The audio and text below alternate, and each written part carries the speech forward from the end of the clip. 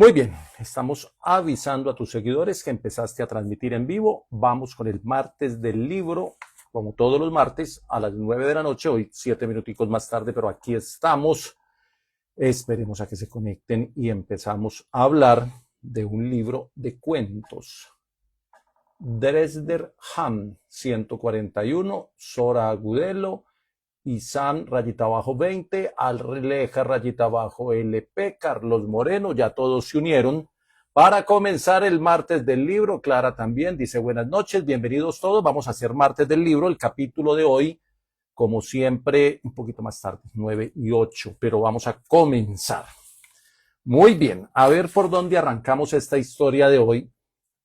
Digamos lo siguiente. Quienes me conocen saben que el género literario que más me gusta es el cuento y que yo trato de escribir algunos cuentos. Tengo un blog, Te Vengo con Cuentos, en Blogspot. Ustedes le ponen Te Vengo con Cuentos en el buscador y es la primera referencia que aparece en Google. Lo ponen así pegadito, Te Vengo con Cuentos. Me encanta el cuento por múltiples razones, porque es de impacto, porque tiene que ser corto, porque tiene que ser categórico, porque exige del escritor muchas cosas.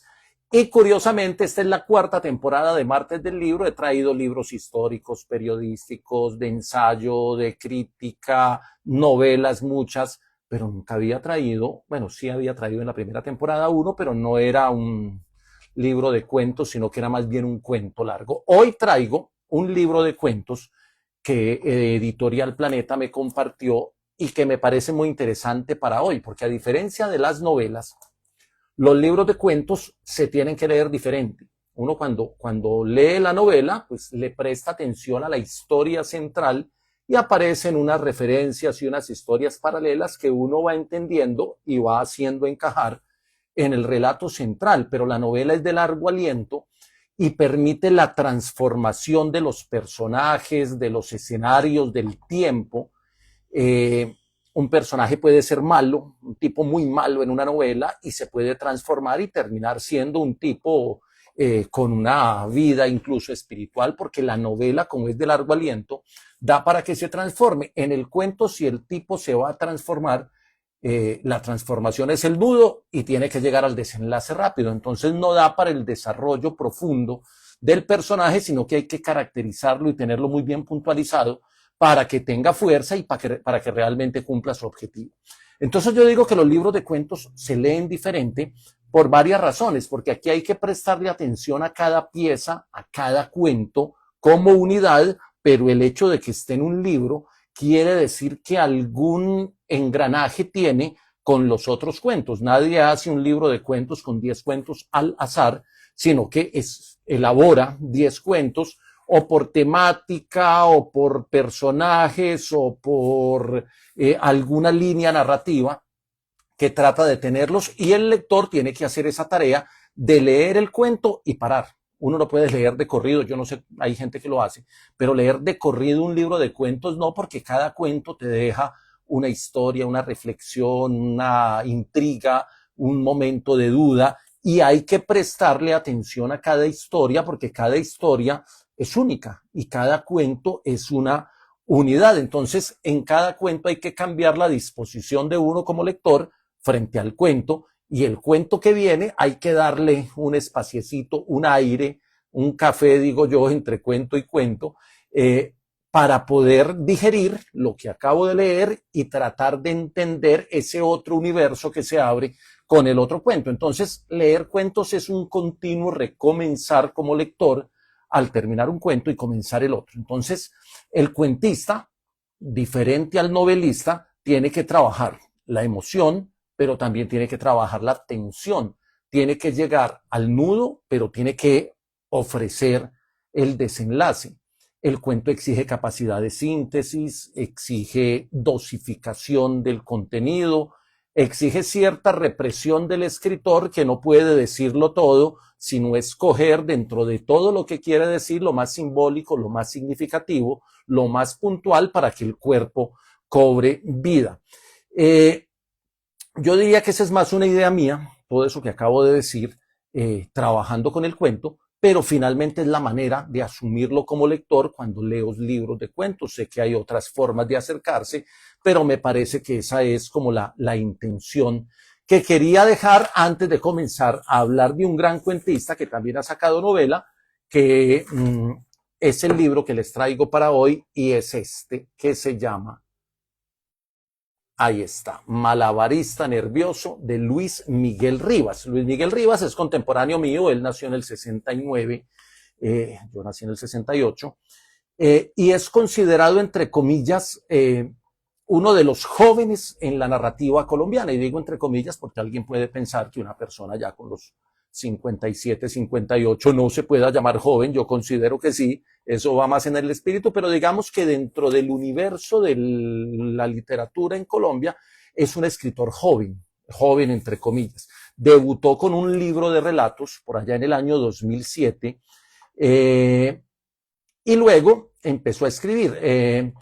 El libro de relatos se llama Los amigos míos se viven muriendo. Eso fue publicado en el 2007. Es un libro de relatos breves muy interesantes. Luego hizo otro que se llama Tareas no hechas, que es del 2014. Luego hizo en el 2015 Nos vamos a ir como estamos pasando de bueno. En el 2017 sacó su primera novela, Era más grande el muerto, que es un tema que enseguida les cuento, tiene mucho que ver con el narcotráfico ochentero en Medellín, pero en una perspectiva distinta. Luego publicó un libro de poemas que se llama Hoy no quiero metáforas, que es un libro de poemas, y del libro de poemas salió el título para este libro de cuentos. Malabarista Nervioso está en uno de los poemas de ese libro de cuentos. Entonces hay una intertextualidad entre la novela, que narra la historia de Don Efrén, que Don Efrén era, entre comillas, el duro ochentero en el sector donde vivía el personaje, no el escritor, y termina siendo una historia con un gran sentido del humor, esa novela, que no es el tema de hoy. El tema de hoy es el libro de cuentos. Lo que pasa es que me voy yendo por las aristas cuando empiezo a hablar de Luis Miguel Rivas, porque le he leído varios textos, pero quería tener este para hoy. Nació en el Valle del Cauca, pero vivió en Envigado.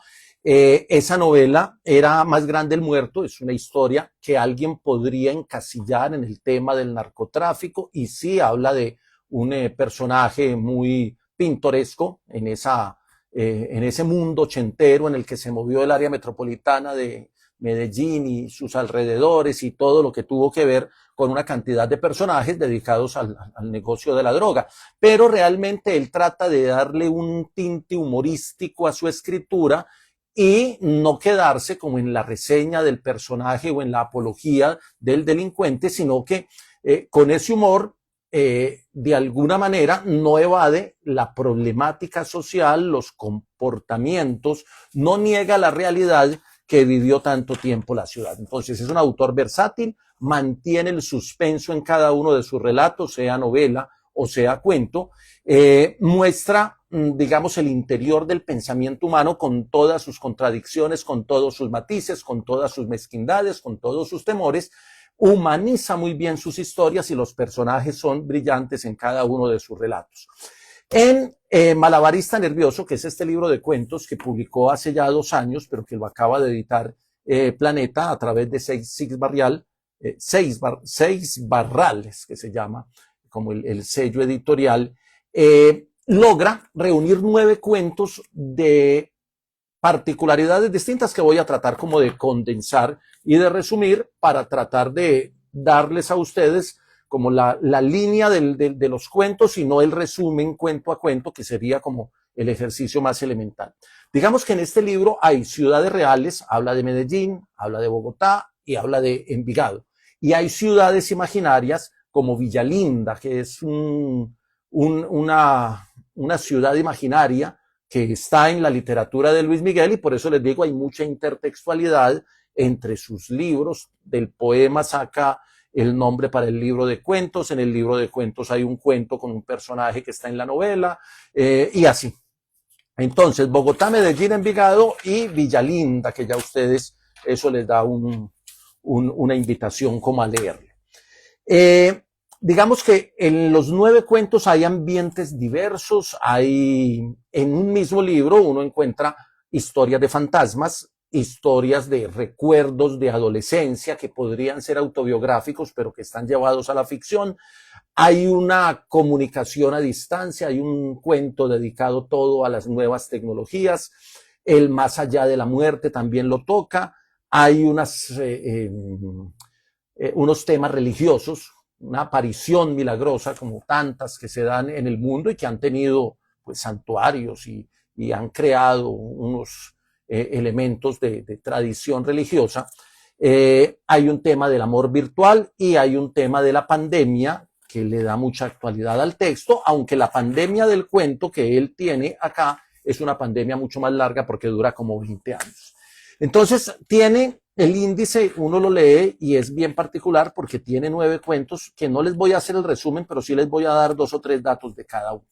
Hay un primer cuento que se llama Fantasma sin énfasis, que es adentrarse en la vida de los fantasmas, que según el cuento termina teniendo varios niveles. Cuando uno se muere se vuelve fantasma del lugar que habita y luego va ascendiendo como en varios niveles. Entonces la presencia del fantasma tiene en ciertos niveles una visibilidad, en otros niveles ya está mucho más distante. Entonces son como esos seres del más allá, la vida después de la muerte, la no existencia, las rutinas cotidianas de todo ser humano, porque todo ser humano, según el cuento, se convierte en fantasma cuando fallece, y la convivencia del fantasma con el que está vivo, pero que se va a morir, que es una mujer que está en una cama ya en su agonía y el fantasma convive con ella y llega un momento en que ella se da cuenta de la presencia del fantasma y hay otro momento en que el fantasma se hace invisible para los mortales, pero la señora finalmente fallece y también se convierte en fantasma. Es más o menos en la línea de ese primer cuento. El segundo se llama La sonrisa de Nuestra Señora y ese parte de esas tradiciones o de esas creencias populares de que la Virgen se aparece en una piedra, que se aparece en una cueva, que se aparece en una montaña, pero es el toque, digamos, irónico, humorístico que le pone Rivas, es que aquí el personaje del cuento hace que la Virgen aparezca en una arepa. Y todo lo que esto implica, porque entonces la gente va a visitar la Virgen de la Arepa, el que crea la Virgen en la Arepa, porque realmente no es una aparición, a él no se le aparece, él la hace aparecer porque ha visto el fenómeno en otro lado y cree que haciendo aparecer una Virgen en una arepa puede recoger un dinero, porque el tipo está totalmente en la inmunda económica, entonces busca como recurso crear ese universo alrededor de una aparición que termina metido con líos con el cura, con líos con un político que se va a lanzar y que está apoyado por un movimiento que tiene una creencia fuerte. Hay una cantidad de cosas ahí que van desde lo fantasmagórico, que es ese tema de crear un mito alrededor de una aparición, pero también la naturaleza del ser humano frente a esas cosas y cómo el personaje por momentos empieza a creer o se cree el cuento de que sí se le apareció la Virgen cuando él fue el que la dibujó en la arepa y asó la arepa para que la Virgen quedara ahí. Es una historia maravillosa que también es muy interesante. El tercero se llama San Cristóbal. San Cristóbal es donde aparece Don Efrén, que era el tipo terrorífico, el dueño del mundo, entre comillas, y es un cuento que va entre el terror y la salvación. Luego hay otro cuento que se llama El muerto sigue bien, que es una historia muy particular porque son 4 amigos, hay uno de ellos que es el hippie, el que va en la otra línea, el marihuanero, son 4 amigos de universidad, una dama, 3 caballeros, hay un hippie, hay otro que es el tipo que todo lo quiere volver negocio, hay otro que es, digamos, el alcahueta, el que se acomoda, y hay otro que es como el que no le importa nada. El que es hippie se va al África, termina trabajando en un tema de misioneros, de otras cosas, y empieza en algún momento a recuperar como su vida de universidad y quiere establecer contacto con sus amigos y recibe busca en su computador y encuentra un correo que era de uno de los amigos y entonces le escribe a él, este le empieza a contestar y cuando él se logra comunicar con los otros amigos, ellos le cuentan que el primer amigo había fallecido por un tema de negocios, al parecer tuvo unas salidas ahí en falso en temas económicos. Lo cierto es que el tipo falleció, pero él se está escribiendo correos electrónicos con el muerto y tiene pues ahí un desenlace porque empieza a cruzar correos con los amigos y se le vuelve muy interesante hablar con el muerto a través de correos cuando ya sabe que está muerto. Ahí se los dejo porque el final, no les voy a contar los finales de los cuentos porque si algo tienen los cuentos es que los cuentos tienen que tener finales que no sean previsibles. Y Luis Miguel Rivas lo logra en todos sus cuentos. Uno está esperando una cosa y el cuento sale con otra cosa. A mí lo que me mató fue ese salsaludo. Este me gustó mucho porque me puso en escena. En Medellín hay una emisora, esto para los que no son de Medellín, en Antioquia hay una emisora que se llama Latina Estéreo, que es la emisora tradicional de la salsa en Medellín y que tiene un personaje que es el que siempre le envía saludos, un locutor ya célebre, veterano, entre otras cosas, un gran tipo, que se inventó en algún momento el tema de los salsaludos, sal saludo para fulano, sal saludo para perano, y saludaba a todos, saluda todavía a todos los oyentes, pero los saluda por sus alias, sal saludo para el mueco, el tullido, el gordo, el flaco, vitamina, no sé quién. Y entonces resulta que es la historia de un tipo que se enamora de una chica que viene de otra parte del país, pero la chica es salsera y el tipo no es salsero. Entonces el tipo cree que para poder establecer mejor su relación con la chica, tiene que meterse al mundo de la salsa. Y entonces busca quien le haga escuchar salsa, quien le cuente historias de los músicos y demás, pero finalmente se da cuenta que la salsa es un mundo que si usted no está metido en él, pues difícilmente lo puede aprender rápido. Entonces la única fórmula que él encuentra para acercarse al mundo de la salsa es que tenía un amigo muy cercano a un tipo, vuelve y aparece Don Efrén, medio maloso, medio metido en el bajo mundo y en el tema de las drogas, que es el que trae a los artistas a los conciertos, que es el que pone los grupos de salsa en vivo en sus fincas, y entonces él tiene un amigo que trabaja para el tipo, le dice que lo invite a la fiesta y él va con la chica a la fiesta. Resulta que el tipo termina enamorando, no, termina quedándose con la chica y él pierde la chica, entonces por eso el título de a mí lo que me mató fue el salsaludo. Bien, luego tiene un desenlace muy interesante. Luego hay otra que se llama Podrías apagar la luz, que es una historia medio romántica, medio de historia, cuento de amor, pero con un nudo muy particular que como se me está acabando el tiempo no voy a desarrollar mucho. María, pues es que te quiero llegar al último cuento porque ese fue el que de alguna manera me conectó totalmente con Rivas. Luego hay otro que se llama Marejada Feliz, el extrañamiento en el deseo y la pandemia. Resulta que aquí es un cuento sobre la pandemia, pero es una pandemia de 20 años. Entonces la gente se encierra en sus casas y termina haciendo todo virtual. Resulta que cuando termina la pandemia, el tipo ya tiene una relación que ha pasado por todos los momentos de conocimiento, enamoramiento, vida sexual, todo virtual. Y cuando termina la pandemia, pues se van a la presencialidad y el asunto no funciona. Por los líquidos, los sudores, los olores, por la presencia física. Y entonces el tipo prefiere volver a la virtualidad, termina esta relación y establece otra relación virtual. Es más o menos la historia de Marejada Feliz. Hay otra que se llama Plantas contra Zombies, que es una angustia porque es un tipo que tiene una reunión de trabajo importantísima. Su esposa, no, la mamá de su hijo se enferma y entonces lo llama y le dice que tiene que ir a recoger al niño al colegio y llevárselo a la abuela materna con la que él no se habla, pero él está sobre el tiempo y tiene una reunión importantísima con unos franceses para un proyecto.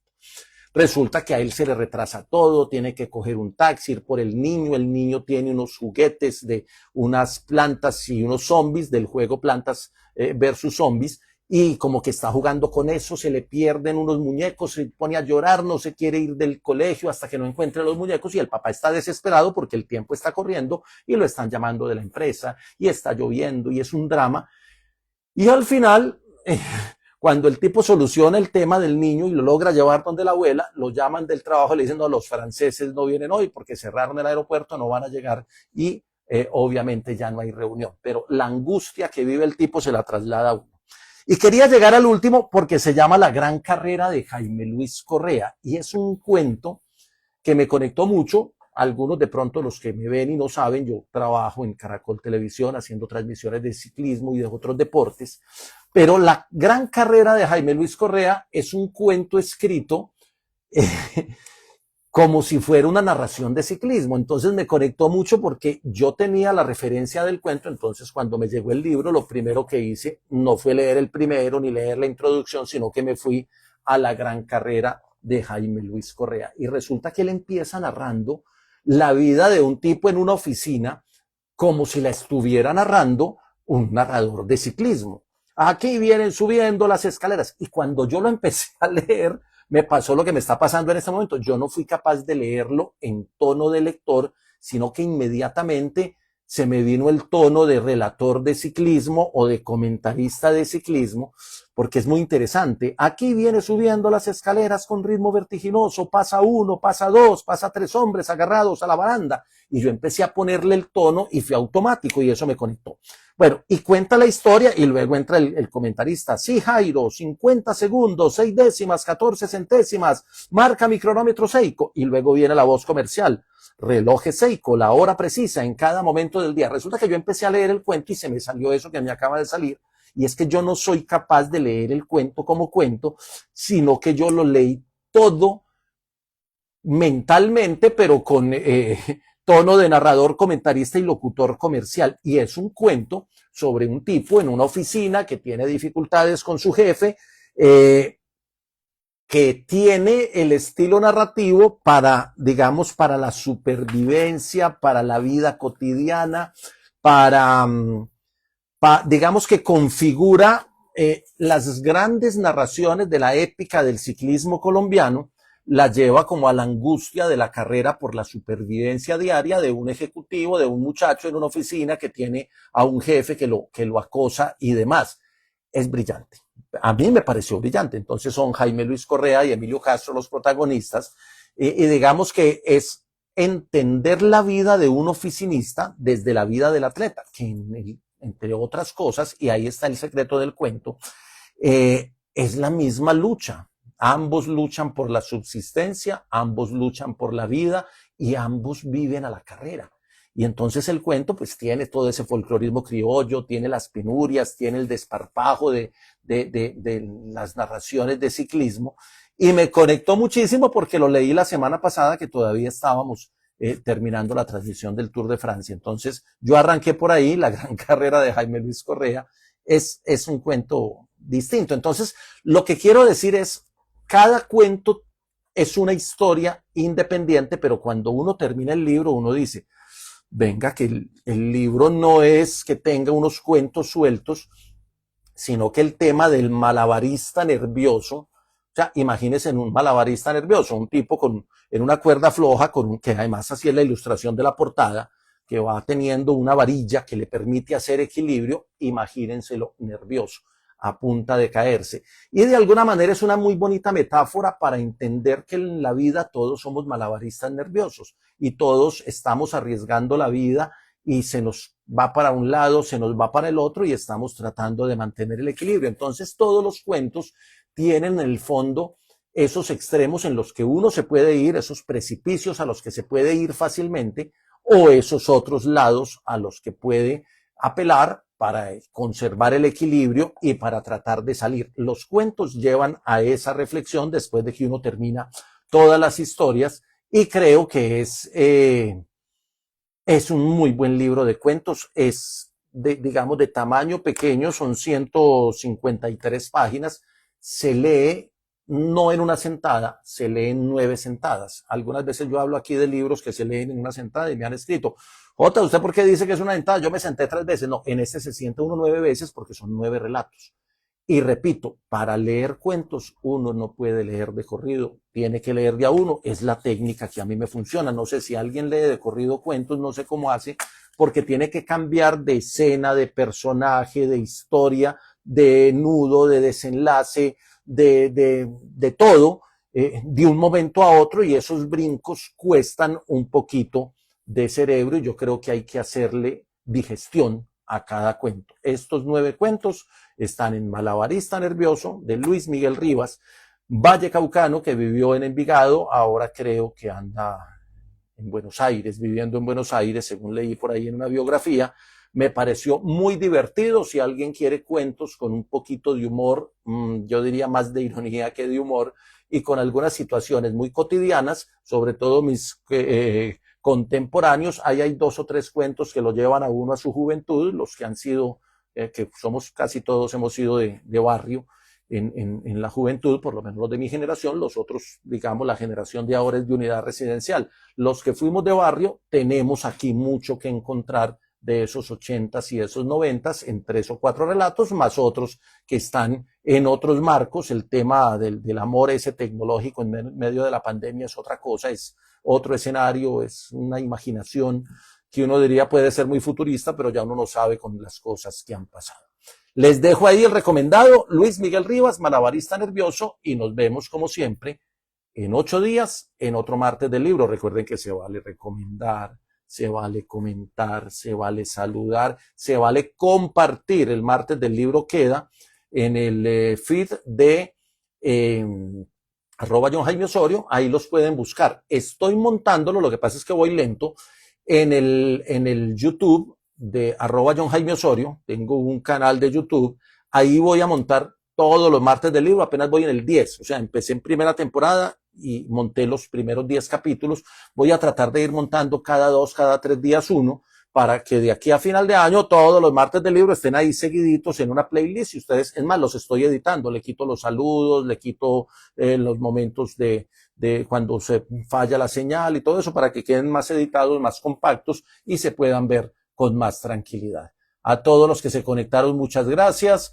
A Caro Ruge, a Restrean 1, a Mojica 5941, a Wilson Correlento, que nos dejó ahí un comentario, a K. González 8, a Karen Joyce, a Baus 911, Wilson Valencia Vera, Kate Ferrari, Rumpapo, Alexandría, ahí me perdí, debe ser quién es Alexandría. Bueno, dice que amaba el saludo y que todos tenían apodos. Un familiar siempre llamaba a pedir saludos y me tocaba a mí hablar para pedirlos. A todos nos saludaron en Latina Estéreo y todavía nos siguen saludando, y a veces utilizan, en el caso mío, a veces me saludan con unos apodos que ya no me reconocen públicamente por ellos, pero que también los tuve. A Javi, Carlos Mario, a todos los que se conectaron, muchas gracias. Nos vemos el próximo martes, en Martes del Libro. En 5 minutos queda aquí en el feed subido ya el de hoy. Chao.